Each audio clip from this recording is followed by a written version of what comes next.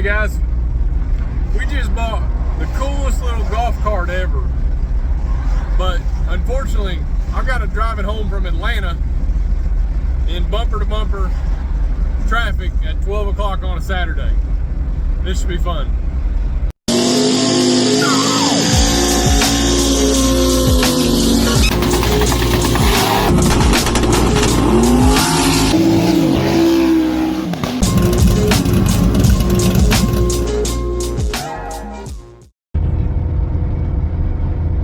Alright, so I was just kidding. It ain't a golf cart, but we're gonna replace a golf cart with it. So we ended up buying a smart car for less than what you can buy a piece of junk golf cart for. So we decided to drive to Atlanta and go get it. We're getting ready to head to Maryland for World Cup Finals, and I don't know if you guys have ever been there, but it is it's cold. It's really cold. So the pit crew of More HP decided that they wanted a vehicle that they could sit in and push us to the lanes with that had heat. So this smart car's got heat, and it'll run 85 mile an hour on the interstate, so that's pretty cool. Our golf cart won't do that. But yeah, anyways, we're gonna take it back home. It's pretty dirty and pretty wore out, but nothing too bad that we can't fix. Jeff and I had talked about bringing the truck and the trailer to haul this thing back from Atlanta, and I told him, I said, nah, we'll just drive it back. I mean, it's what it's designed to do, but we didn't realize until we got there that it had a valve cover leak, so it's leaking oil, and the air conditioner, it's not blowing too cold, and let's see what else. Oh, it's got a busted tail light, so I got a turning signal that doesn't work. Yeah, whatever. I'm still making the best of it. We're driving it back home, and we're gonna get this thing cleaned up and get a push bar welded onto the front of it, and maybe get some More HP logos and slap it on the side, and replace one of our old golf carts with. And that way, like I said, the pit crew will have heat when they're pushing us to the lanes. I'll let you guys check this thing out when we get it back to the shop. What in the world?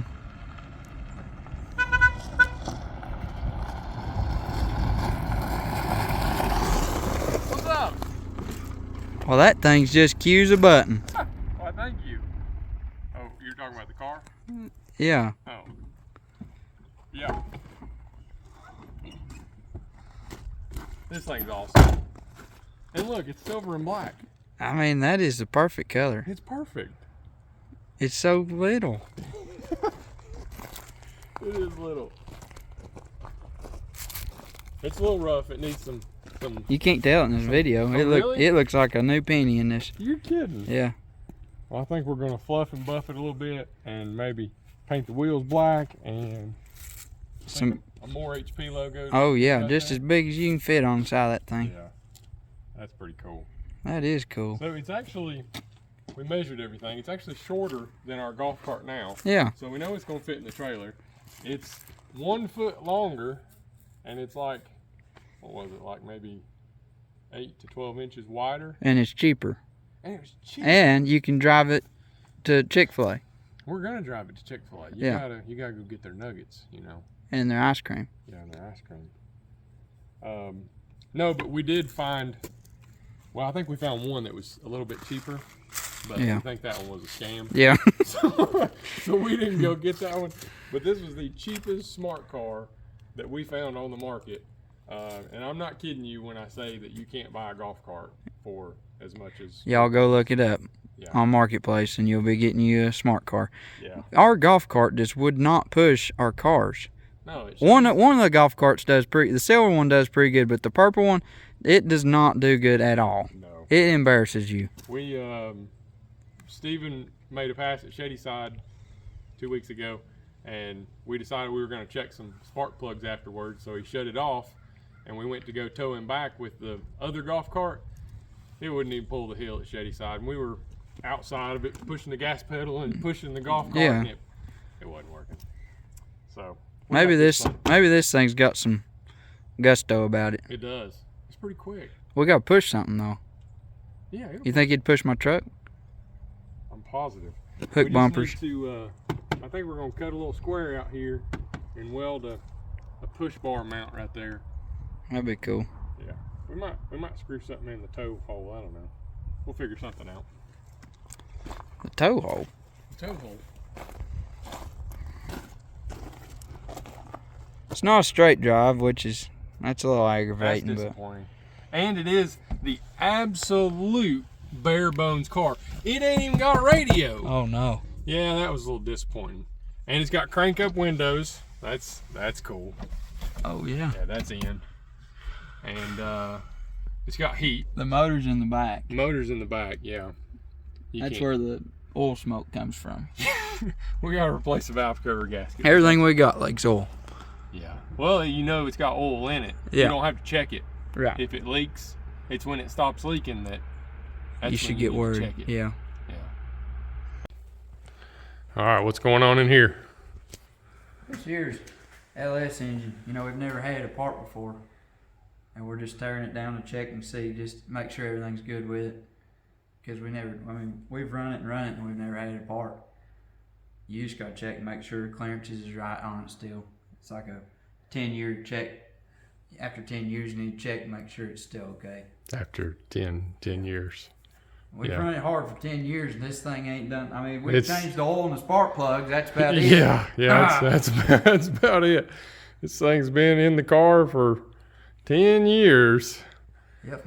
Yeah, not actually. I think it was in the car for less than 10 weeks. 10 minutes. Yeah, 10 minutes. So just to fill you guys in, I guess the last video we were sitting on a golf cart at Shadyside telling them how I blew it up. And we didn't know exactly what was wrong with it, but we figured out what was wrong with it. And no, you didn't want to talk about what was wrong with it. Yeah, that's true. He gets in this way where he don't want to talk about what's wrong with his car for like 2 or 3 days. Yeah. He goes in hibernation. Yeah. So anyways, we got it back and we tore it apart and it broke an exhaust valve and dropped it. And when it did, it punched a hole in a piston. And I'll put a picture up right there of what the piston looked like. But it's not got a hole in any pistons anymore. I had, thanks to the guys at Scoggin Dickey, when they ordered my pistons for me for this engine, they recommended that it would be a good idea just to go ahead and order 10 pistons instead of 8. And I thought, oh, that's kind of silly. I mean, it's just a V8. Why would I need spare pistons? Anyways, I needed spare pistons. So thankfully I had those on the shelf, ready to go, because if I'd have popped a hole in a piston and I didn't have a spare, then it would have been 12, 14 weeks to get one. Oh, there it is. Yeah. That's not what you want one to look like. You look just like that thing. Yeah. It's not supposed to have a hole in it like that. That's never good. You let the smoke out of it. I did let See, right here is where it holds the smoke in. And when you busted that through right there, that's where the smoke got out. And as soon as you let the smoke out of something, you're done. Yeah. I've let the smoke out of a light bulb before. I let the smoke out of a light switch one time. I wired it backwards. Yep. It's like one of them fancy 3-way deals that had a dimmer and all that. And as soon as I flipped the breaker, it went. The smoke came out of it. Yeah. And then you gotta go get a new one. You gotta go get a new one. So that's what happened to that piston. We let the smoke out of it. But anyways, the short block's back together and everything in the bottom end's great. The bearings look good. I had it tore all the way apart. I went ahead and replaced 2 of the pistons. One obviously was that one we just showed you. Another one was a little bit dinged up on the bottom where the valve kind of bounced around in there. So I just went ahead and replaced that one too. So it's got 8 healthy pistons in it now. And I'm currently waiting on the cylinder head to come back, and I'll put a picture up there too of what the cylinder head looked like. It got pretty beat up, but I talked to Justin Menzenmeyer and the guys down there at ICE Racing Engines, and they were pretty confident that they could fix it. and actually they're right in the middle of fixing it now. So everything's going good with that, and I should have the head back maybe here in 2 or 3 days. The next part of that was the valve. We were really trying to figure out what happened and why the valve broke, but I studied and studied and couldn't figure anything out. I thought it was maybe something I did wrong, but we took the broke valve and we went and talked to the guys at Victory Performance, Victory One. They're the ones who manufacture the titanium and the Inconel exhaust valves. And we stood there and talked to that guy for a long time, and I don't think he necessarily said that it was a faulty valve, but he said that he had seen one other valve in his career break the way that mine did. And he told us that to break a valve that way, that it takes 14,000 pounds of pressure, which I don't think there's anything inside my engine that could produce 14,000 pounds of pressure. So in my eyes, I don't see how it broke, unless it was like a faulty fusion weld, because where it broke was right where the valve transfers from magnetic to non-magnetic. What do they call it? Ferrous metal to non-ferrous metal, because the Inconel is non-magnetic and the top of the valve is magnetic. So right there where that valve is fused together is where it broke. So anyways, long story short, the guys at Victory, they were nice enough to rush us a brand new set of valves. I was just going to put a spare valve that I had back in the head and keep running the rest of them. I wasn't real comfortable with that, but that was what I was going to do just to be able to make the race. But they are making me a brand new set of Inconel exhaust valves and titanium intake valves, along with the locks. They're going to replace the locks for the valve springs as well. So those should be ready in a day or two. And we're 1 week out from leaving for World Cup finals. So it's looking like everything's going to be back together. Like I said, I'm still waiting on the head, still waiting on the valves, but it looks like everything's on track to come together. So that's good. So as soon as the heads get back, I'll be ready to slap the valves in it and get this thing back together. Now for this segment of what's Steven doing? Oh, are we doing that again? You need to give me a little jingle right there. I don't want to keep doing do. Well, you're doing the jingle. I know, but you need to add music right there that has a jingle. I'll see what I can find. Okay. It might be like Barney tunes or something. Don't do Barney. Don't do Barney? No. So what have you been up to?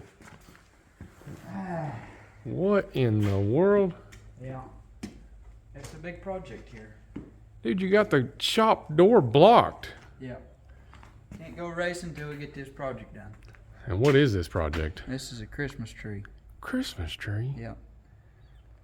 Good grief. How tall is that thing? Tree, oh, Christmas tree. It's 40 foot tall. 40? Yeah. Wow. And we left the star off of it for right now. The Yeah, star it gets a is... little taller. Oh, Right here. here's the star right here. It's not done yet, but yeah, that's the star. We would have had a better star.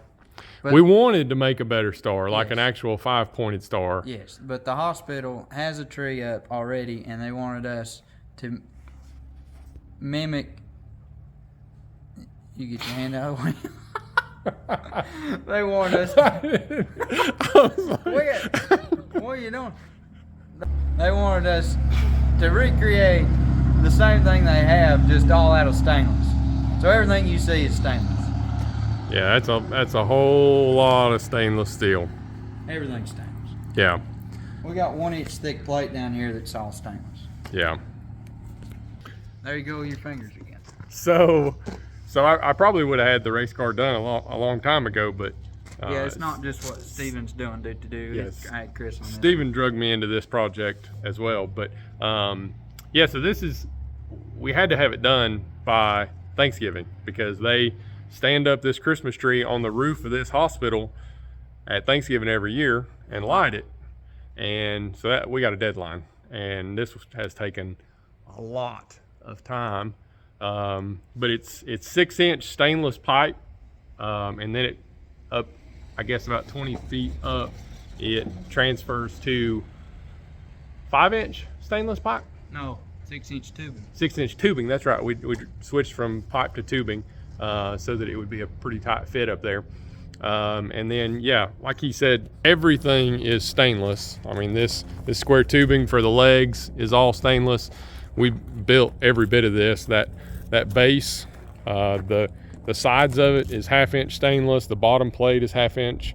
Those triangle looking things right there are 1-inch stainless. That's actually the hinge mechanism that we made.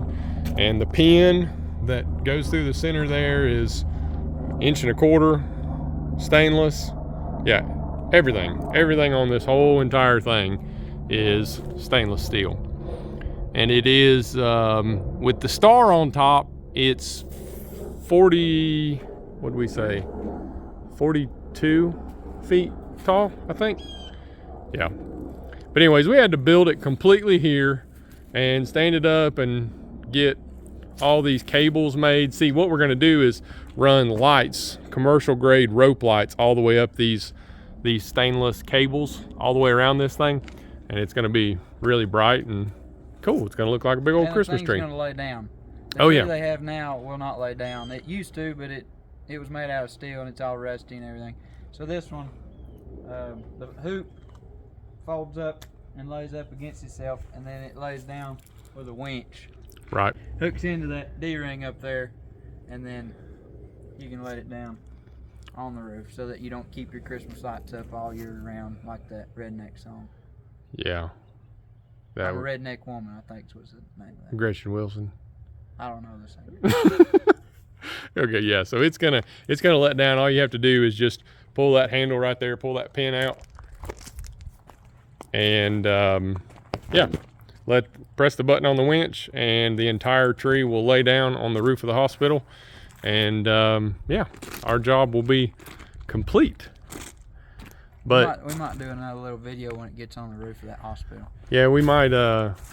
Yeah, we'll keep you guys in the loop. We might do like a time lapse of us setting it up on the roof, because it's going on the 8th floor of this hospital, and it's 42 feet tall, so it's sticking way up in the sky, and it's pretty neat.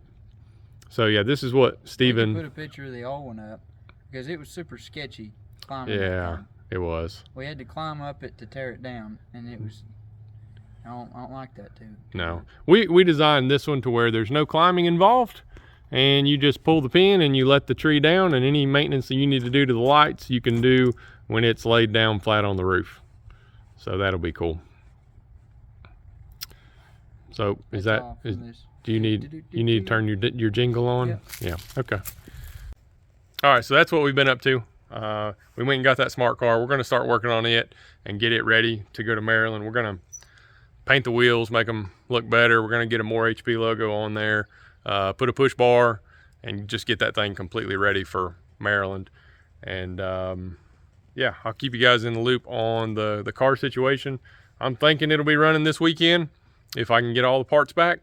And hopefully we'll be ready to load the cars in the trailer on Monday and head to Maryland on Tuesday. We'll see you guys later.